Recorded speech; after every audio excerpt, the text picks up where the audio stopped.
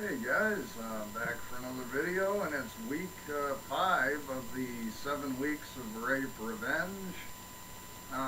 It'll be a little bit different this week, guys, because I'm going to be talking about a remake, and I'm going to kind of try to kill two birds with one stone with this week's review, which won't really be a review, I guess. Um, I'm not a big fan of remakes. There are some that I enjoy, but in most cases, um, most of the classic films that have been remade over the last few years, I just find most of the remakes rather pointless. It's like if the first film was a classic, there really isn't a reason to do it again. However, there are exceptions, and today's film will be one of those. And I showed this before because it's a double pack, but today I'll be talking about I Spit on Your Grave, the remake. I'm not sure what year this came out. 2010, I want to say, but it doesn't seem to be listed on here. But anyway, guys, it was a couple of years ago anyway.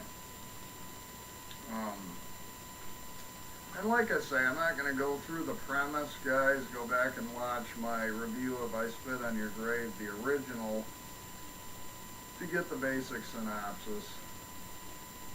You know, it's a reprise of Jennifer Hills. She's a writer, goes to a cabin in the woods, and a bunch of redneck folks rape her and do nasty stuff.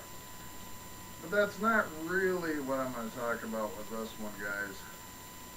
I was just going to briefly touch base on why I think this one is a worthwhile remake compared to so many others I don't really care for.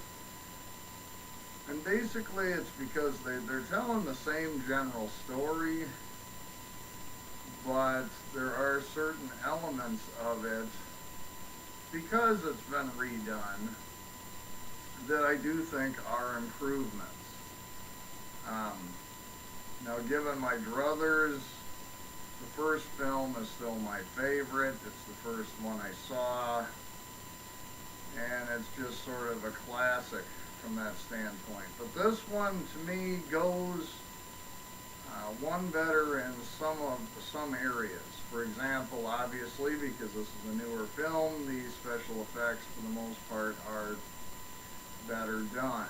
The acting, on a whole, is significantly stronger in the remake. Um, as far as the general setting, it's very similar. And like I say, this is sort of an almost direct port over.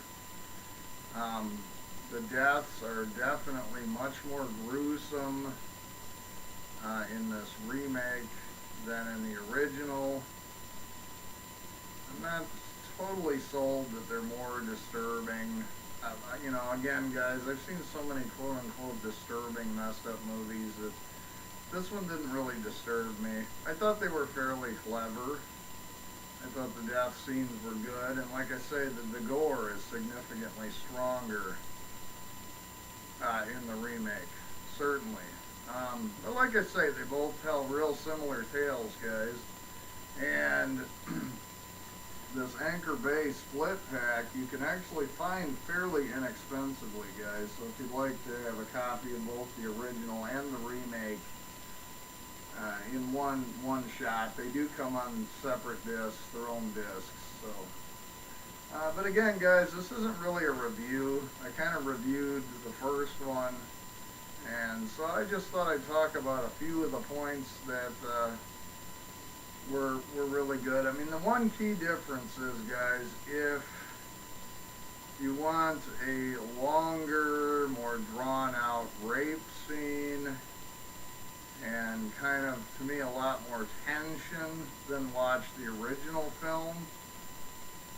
But if you want one that's more violent, more gory, does have better acting, truth be told. And definitely more vicious revenge elements than I would say watch the remake. I really enjoyed both, which is, you know, again, like I say, it's, remakes don't do it for me very often. But in this case, I found it very successful. Um, but anyway, guys, that's kind of my take on the remake and how it kind of relates to the original film. This is a very short, I'm not even going to call it a review, I'm going to call it a chat about the I Spit on Your Grave remake, guys. But anyway, been pleased with how the series has been going. People seem to be enjoying it. There's 2 weeks left, and then I'll have to see where I go from there. So anyway, guys, thanks an awful lot for watching yet again, and I'll talk to you later.